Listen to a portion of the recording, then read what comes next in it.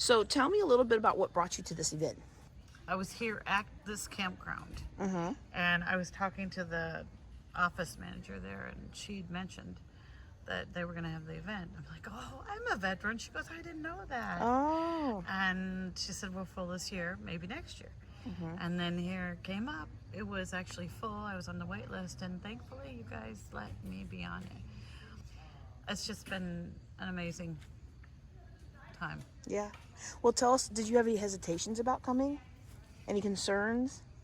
I'm going to say no, actually, all the way. I was looking forward to it and praying about it because I was just thinking about it. I have no one to talk to about what happened. Call it my walk of shame in Japan. Yeah. And I do have one gal that was with me at the time that, yes, I talk to pretty frequently, but we don't, that's history and you don't talk about it anyway. Mm-hmm. There's no benefit. Yeah, because we can go to lunch and we can do all the things, but we don't ever talk about that. No, my best friend was so mad at me. I got married right when we got back. Within 4 months, we were married.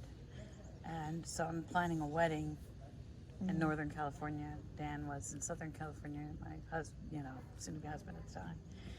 And our relationship was so fractured. She was my best maid of honor. And yet, she didn't even do a toast for me during the wedding. She was so upset with me.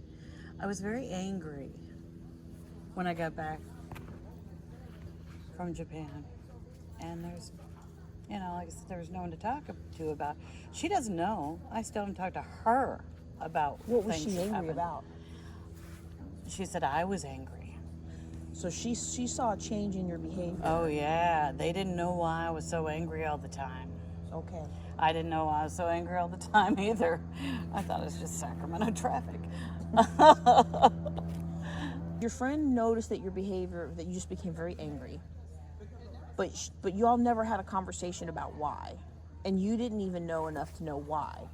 Right. How did that make that connection between the trauma in Japan and some of these other effects that have come in your life? Because I was Like, still really angry for years. Okay. Kind of but actually when my son was I had a professor in college. I went back to school, Spring Arbor University, and my professor was also a counselor for women with trauma. He was explaining how when your kid gets to a certain age, he was saying when something happens traumatic in your life, when your kid gets to be that age, that milestone, you start remembering. Oh. So that's what triggered me going to see him. Yep. But what came out of that was the fact, the biggest thing I felt so low for myself is that I gave up. I've never quit anything in my life. I went to the highest, the IG, and meanwhile the IG guy, Colonel, he's the one that wrote the 5 EPR to my boss.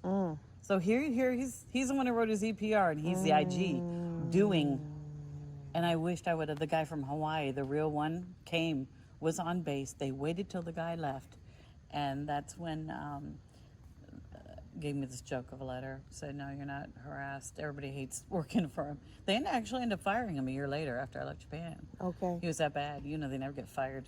Well, it usually takes a large body of evidence for someone to actually get fired for what I was told back in my day, well, boys will be boys. Oh, yeah. And so it takes a long time to be fired, but they have to collect case after case after case after case. All right, well, so that you definitely uncovered that there was some work to be done. Did you feel like you got some healing at the event today? Yes.